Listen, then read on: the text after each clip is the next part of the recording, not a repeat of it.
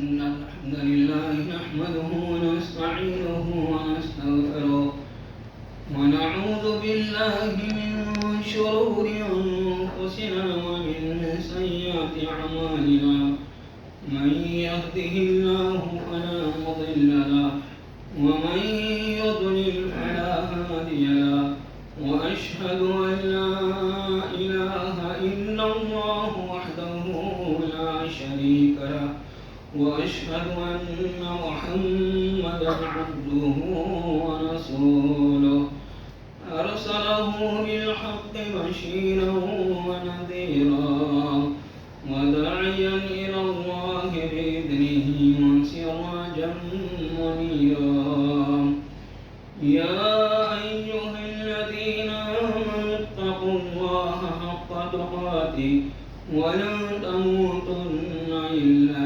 وأنتم مسلمون يا أيها الناس اتقوا ربكم الذي خلقكم من نفس واحدة وخلق منها زوجها وبث منهما رجالا كثيرا ونساء واتقوا الله الذي تساءلون به والأرحام إن الله كان عليكم رقيبا يا أيها الذين آمنوا اتقوا الله وقولوا قولا سديدا يصلح لكم أعمالكم ويغفر لكم ذنوبكم ومن يطع الله ورسوله فقد فاز فوزا عظيما أما بعد فإن خير الحديث كتاب الله وخير الهدي هدي محمد صلى الله عليه وسلم وشر الأمور محدثاتها وكل محدثة بدعة وكل بدعة ضلالة وكل ضلالة في النار بسم الله الرحمن الرحيم اقرأ باسم ربك الذي خلق خلق الإنسان من علق اقرأ وربك الأكرم الذي علم بالقلم علم الإنسان ما لم يعلم رب اشرح لي صدري ويسر لي أمري واحلل عقدة من لساني يفقهوا قولي سبحانك لا علم لنا إلا ما علمتنا إنك أنت العليم الحكيم رب زدني علما. حاضرین جناب، میرے عزیزوں بزرگوں اور بھائیوں، نیا تعلیمی سال شروع ہونے کو ہے. بہت ساری اسکولوں میں تعلیم شروع ہو چکی ہے اور ممکن ہے کہ 2-4 دن میں ساری اسکولوں میں تعلیم کا آغاز ہو جائے گا. اور وہ ہمارے ہونہار بچے جنہوں نے 10ویں کا امتحان دیا تھا وہ کالج چوز کا بھی فارم بھر چکے ہوں گے اور انتظار میں ہوں گے کہ ہمارا نام کس کالج میں آتا ہے. اور ہر بچہ فکر مند ہے، ہر بچہ یہ سوچتا ہے کہ ہمیں اچھے سے اچھا جو ہے کالج ملے اور اس میں میرا جو ہے ایڈمیشن ہو.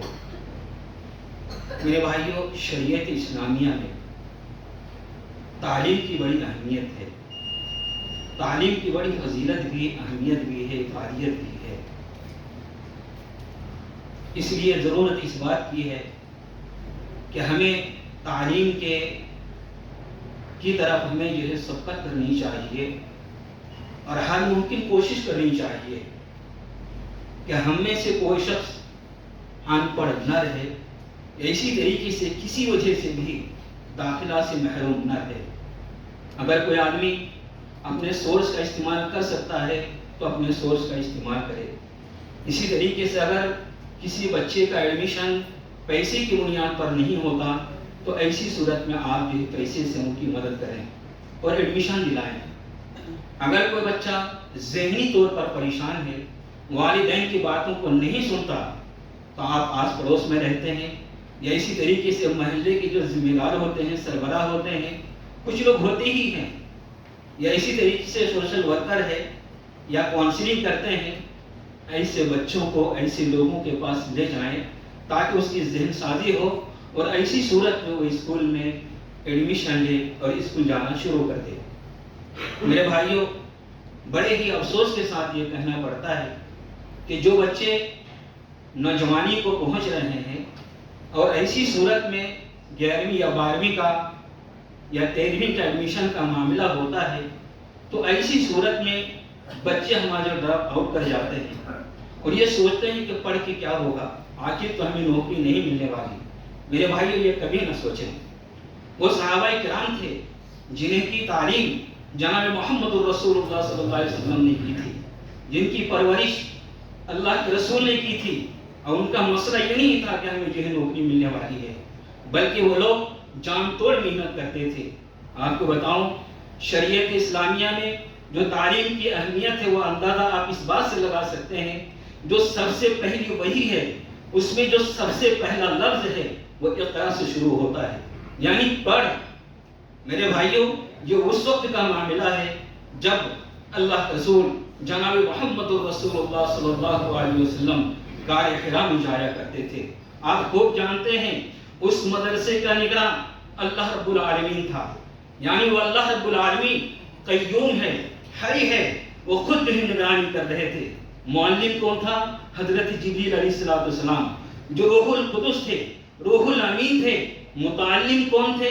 جناب محمد الرسول اللہ صلی اللہ علیہ وسلم، جو سید الانبیاء ہیں، سید الرسل ہیں، امام الانبیاء ہیں۔ میرے بزرگوں اور بھائیوں، جب حضرت جبریل علیہ السلام آتے ہیں اور کہتے ہیں کہ اقرا پڑھ، اللہ کے رسول نے فرمایا تھا ما انا بقاری، میں پڑھنا نہیں جانتا، میں پڑھا ہوا نہیں ہوں۔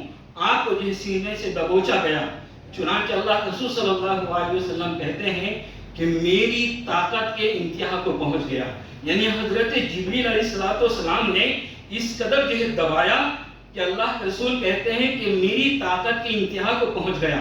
پھر کہا کہ پڑھ، میں نے کہا کہ میں پڑھنا نہیں جانتا، پھر سے بارہ دبایا، تب کہا کہ پڑھ، اللہ کے رسول صلی اللہ علیہ وسلم پڑھنے لگے۔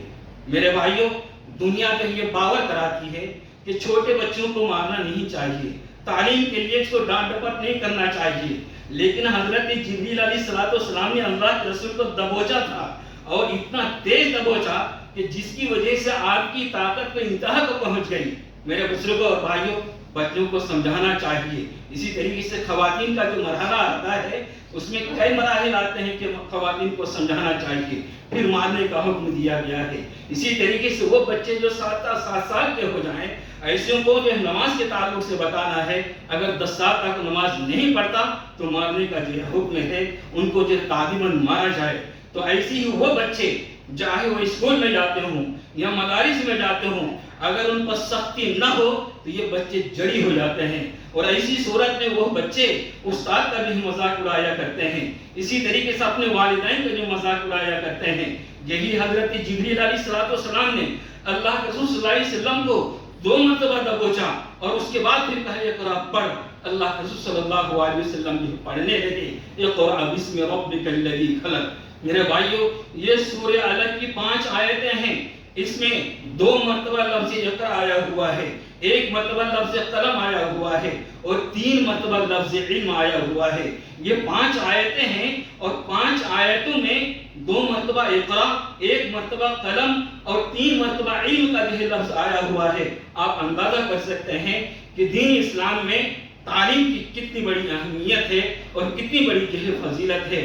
میرے بزرگوں اور بھائیوں، وہیں سے اجالا لے کر، وہاں سے روشنی اجالا لے کر صبح ایک چبوترا تھا، وہاں پر اللہ کے رسول صلی اللہ علیہ وسلم نے مدرسہ قائم کیا تھا۔ وہیں آپ تعلیم دیا کرتے تھے، آپ وہیں بیٹھا کرتے تھے۔ وہ عرب کے بدو جو اونٹ چرایا کرتے تھے، اللہ کے رسول صلی اللہ علیہ وسلم کی تعلیم اور تربیت کی بنیاد پر جب وہ اونٹ کے چرواہے کشور کشائی میں آئے تو دنیا جو حیران رہ گئی، دنیا پریشان رہ گئی۔ آپ خوب جانتے ہیں کہ آج بھی لوگ حضرت عمر فاروق رضی اللہ تعالیٰ عنہ کی حکومت کی مثال دیا کرتے ہیں کہ حضرت عمر فاروق رضی اللہ تعالیٰ عنہ کس طریقے سے جو حکومت کیا کرتے تھے۔ میرے بھائیوں، یہ حضرت محمد الرسول اللہ صلی اللہ علیہ وسلم کے تعلیم یافتہ صحابہ کرام تھے، اور یہ صحابہ کرام کس قدر جو ہے جہاں توڑ محنت کیا کرتے تھے اور کوششیں کیا کرتے تھے۔ آج ہمیں بھی چاہیے اپنے بچوں کی ویسی جو ہے تربیت کریں اور اسی طریقے سے تعلیم دیا کریں۔ میرے بھائیوں، جب اللہ رب العالمین نے فرشتوں سے کہا تھا، اس سے پہلے ایک حدیث آپ کے سامنے رکھتا ہوں۔ اس روایت میں اللہ کے رسول صلی اللہ علیہ وسلم نے بیان فرمایا کہ ایک مرتبہ آپ مسجد میں داخل ہوئے تو دیکھا دو گھروں میں لوگ بٹے ہوئے ہیں، کچھ لوگ بٹے ہوئے ہیں، ایک جماعت ہے جو اللہ کے ذکر و اذکار میں لگی ہوئی ہے، تسبیحات گن رہے ہیں، اور یہ دوسری جماعت دوسری طرف ہے جو مباحثہ کرتے ہیں اور قرآن کی تعلیم دیتے ہیں۔ اللہ کے رسول صلی اللہ علیہ وسلم ذکر اذکار کرنے والے لوگوں کے پاس نہیں بیٹھے، بلکہ ان لوگوں کے پاس بیٹھے جو تعلیم دیا کر رہے تھے، قرآن کو جو سکھایا کرتے تھے۔ آپ ان کے پاس جا کر کے بیٹھے اور آپ نے فرمایا کہ دونوں برحق ہیں، لیکن میں خود معلم ہوں اور مبین ہوں، اس لیے میں نے یہ تعلیم کو ترجیح دی ہے اور ان کے ساتھ میں نے بیٹھنا پسند کیا ہے۔ میرے بزرگوں اور بھائیوں، اللہ کے رسول صلی اللہ علیہ وسلم کس قدر یہ حساس تھے تعلیم کے مسئلے میں، آپ خوب جانتے ہیں۔ اللہ نے خود قرآن مجید کے اندر بیان فرمایا ہے کہ جب اللہ تعالیٰ نے کہا انی جاعل فی الارض خلیفہ، میں اس زمین پر خلیفہ بنانے والا ہوں، تو سب سے پہلے اطاعت کرنے والے فرشتے تھے۔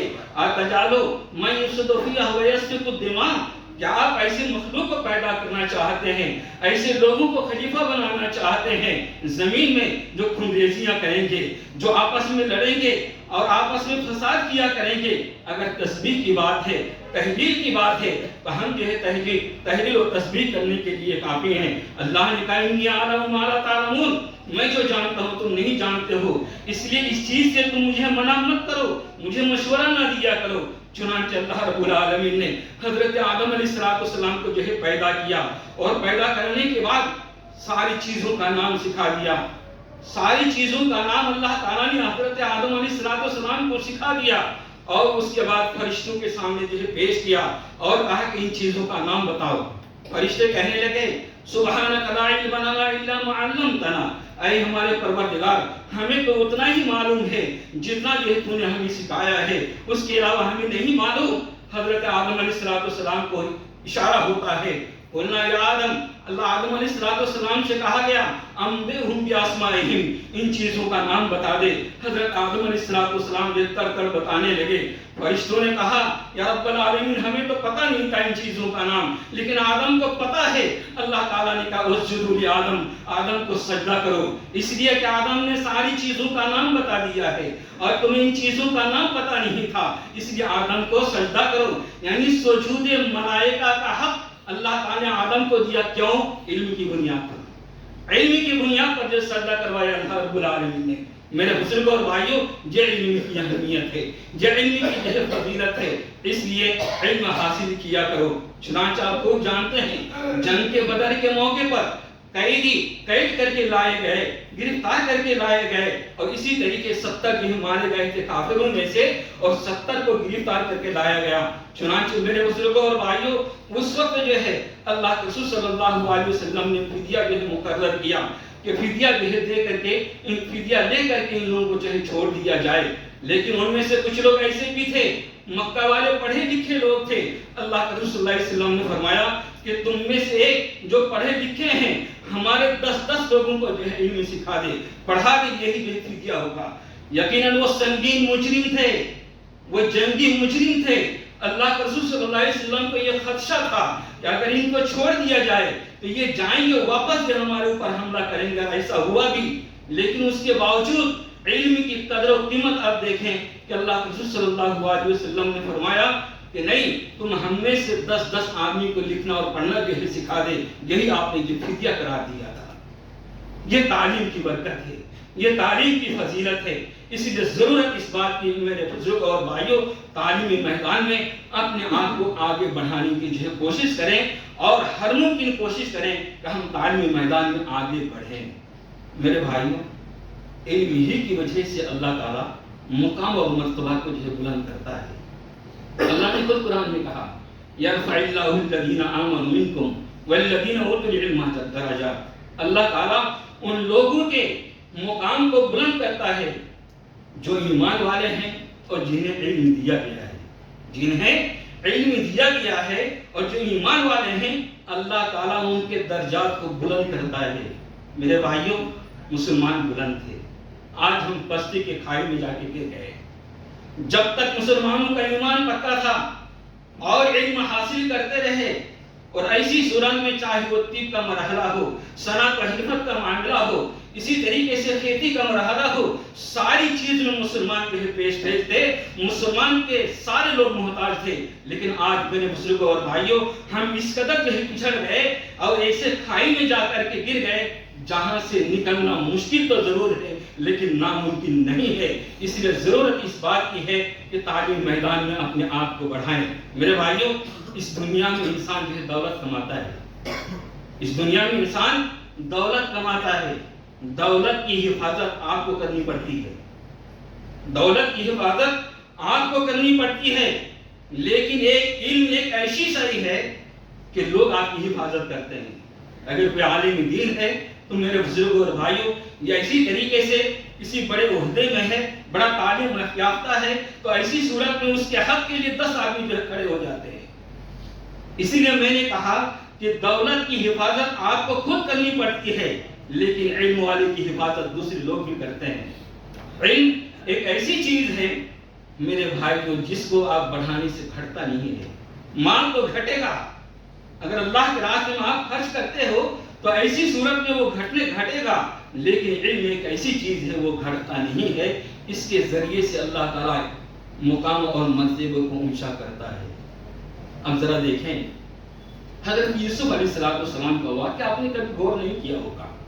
حضرت یوسف علیہ السلام کے واقعے کو آپ سامنے رکھیں کہ حضرت یوسف علیہ السلام نے جب خواب دیکھا تو اس وقت باپ نے کہا تھا لا تقصص رؤیاک علی اخوتک، میرے بیٹے یہ خواب تم اپنے بھائیوں کے ساتھ بیان مت کرنا، بھائیوں کے سامنے بیان مت کرنا۔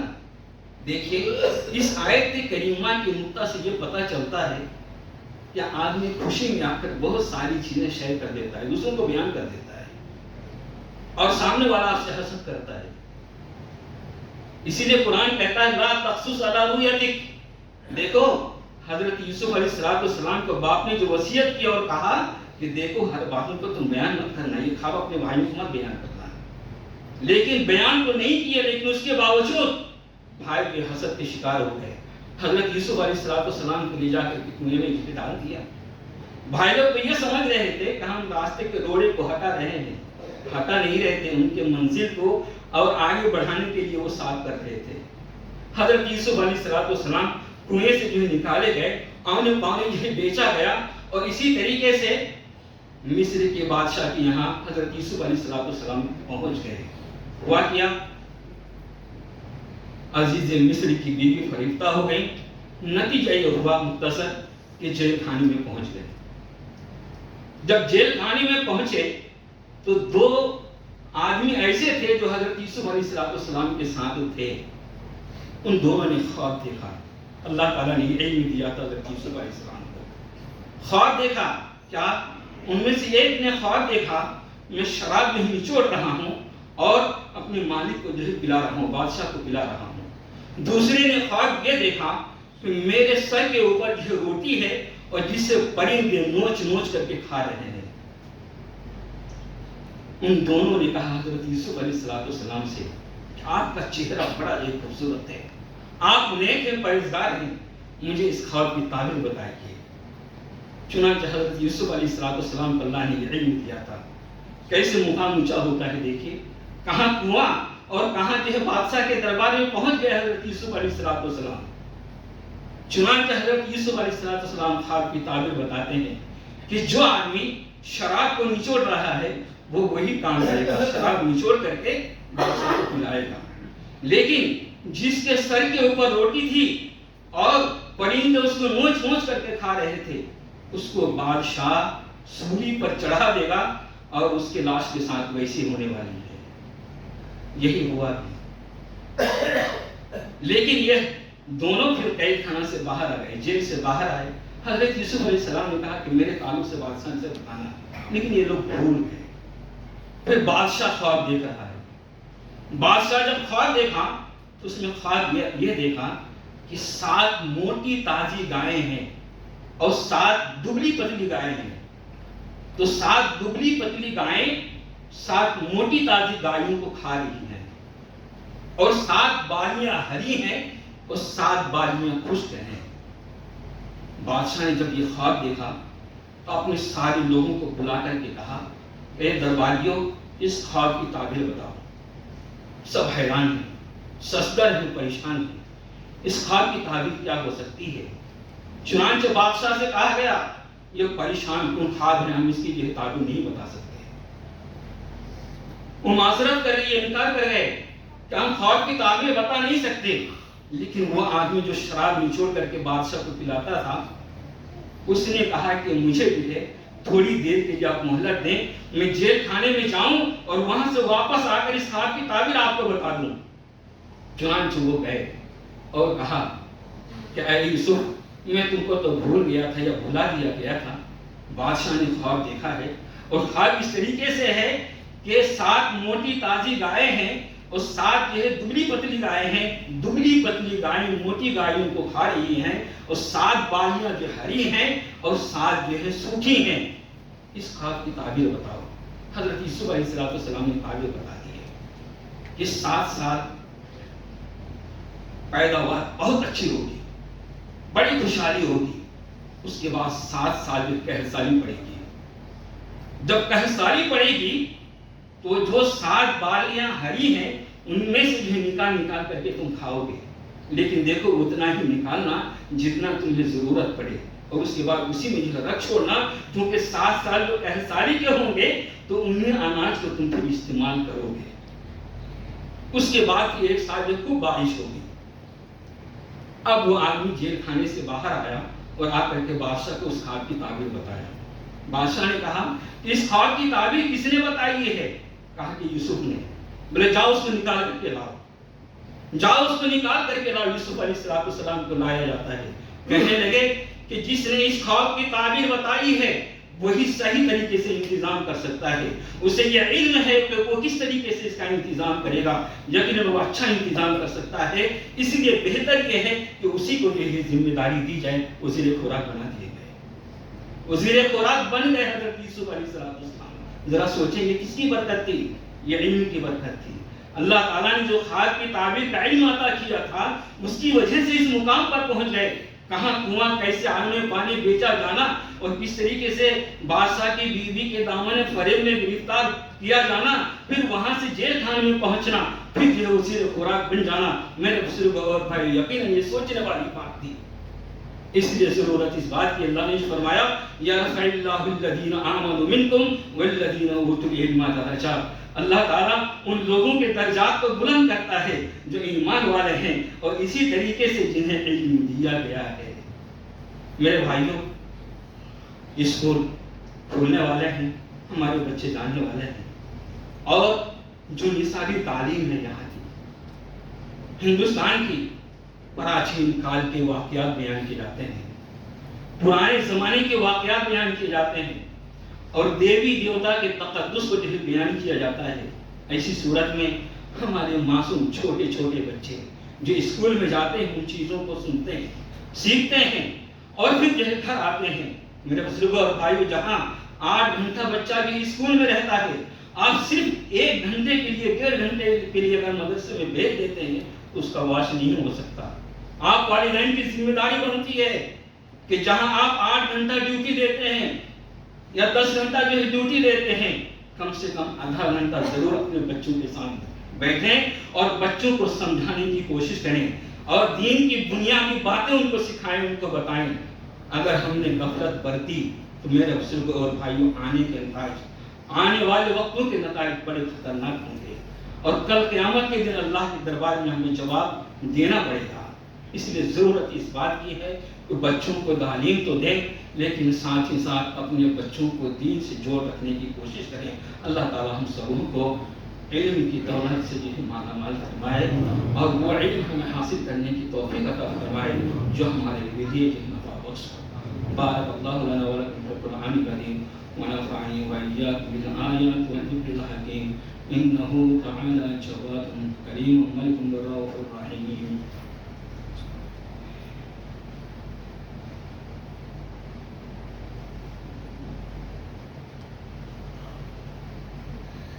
إن الحمد لله نحمده ونستعينه ونستغفره ونعوذ بالله من شرور أنفسنا ومن سيئات أعمالنا من يهده الله فلا مضل له ومن يضلل فلا هادي له وأشهد أن لا إله إلا الله وحده لا شريك له وأشهد أن محمدا عبده ورسوله أما بعد أعوذ بالله من الشيطان الرجيم بسم الله الرحمن الرحيم إن الله وملائكته يصلون على النبي يا أيها الذين آمنوا صلوا عليه وسلموا تسليما اللهم صل على محمد وعلى آل محمد كما صليت على إبراهيم وعلى آل إبراهيم إنك حميد